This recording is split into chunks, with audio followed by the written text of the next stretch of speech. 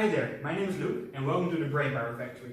The Brainpower Factory is a YouTube channel we created because of the coronavirus. Everybody's at home, including us, teachers, and we want to teach because that's what we like to do. So for you, we've created lessons.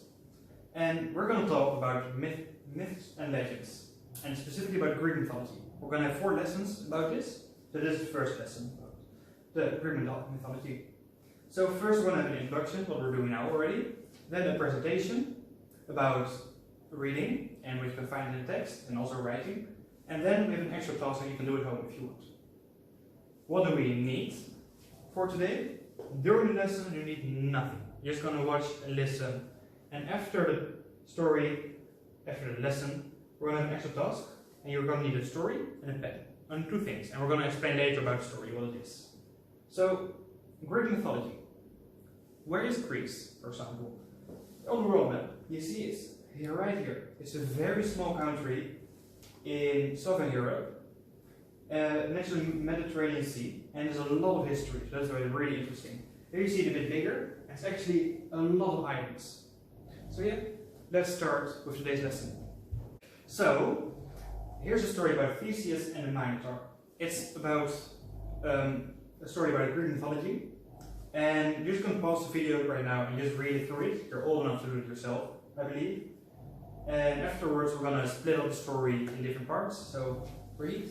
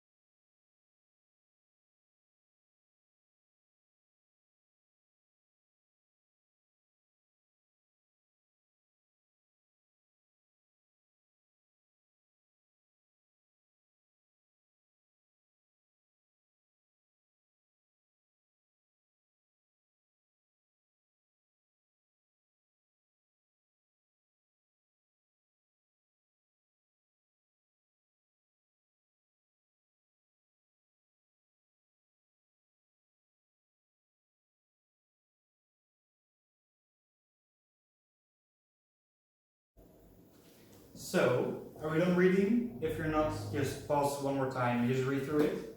It's a very short story, but it doesn't make any sense because I took a whole part out, because otherwise it was way too long to read. So, now we're going to split up the story in 5 components. The start, the middle, the end, the characters, and the setting. We're going to dissect, we're going to split up the whole story to find out where what is. You can think about it now, because in a few seconds I will go to the answers already. So don't spoil it for yourself. So here we go. So the opening I highlighted in dark blue, the middle is in dark red, the end is in orange, the characters are in light blue, 4 of them, and the setting is in light green. How did you find these? The opening is always the beginning of the story. And it often starts with something like once upon a time, or a long time ago, or something like that. And it's mostly 1 paragraph, or a bit more, for a longer story. Then the middle is where everything happens. It's like a whole story. The characters do something goes wrong, something goes good. And then in the end, is mostly like after all, or in the end, or forever after. It's like the last part of the story. Then we have characters. Characters are the people that play in the story. Or like the animals also talk, or fairies, whatever. And here we have a king, Minos, the king of Athens, the prince Theseus of Athens, and the Minotaur. Those 4 are the most important here. If you have the longer story, there are more characters, but because in here we only have those 4 characters. Then the setting The setting is where the story takes place. So we have two parts of the setting that we know now. We have an island called Crete and the village of Athens across the sea. We only hear about those two parts where the story takes place. Again, if it's a longer story, there are more settings, but for now only those two matter. So, how do you find these parts in the text? We already explained it a bit. An opening is always the beginning of the story. The middle is where everything happens, and the end is the closing of the story, it's the conclusion. So it's the characters have developed, they have grown, and like it's the end. It explains like, wow, we did it.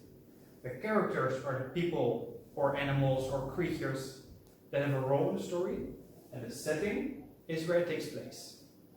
So remember these 5, because as an extra task you can do at home, there's a link in the description below that gives you a lot of Greek mythology stories. And what you can do is find one of those stories and just read through it. Then point out the 5 components with whatever method you want. You can highlight, or you can just write next to it what it is. And if you want, you can send the results that you have to the email that we linked also below. And we will personally, Elena and me, we will look at it and give you a review. So, thank you for watching, and I'll see you next time. Bye bye!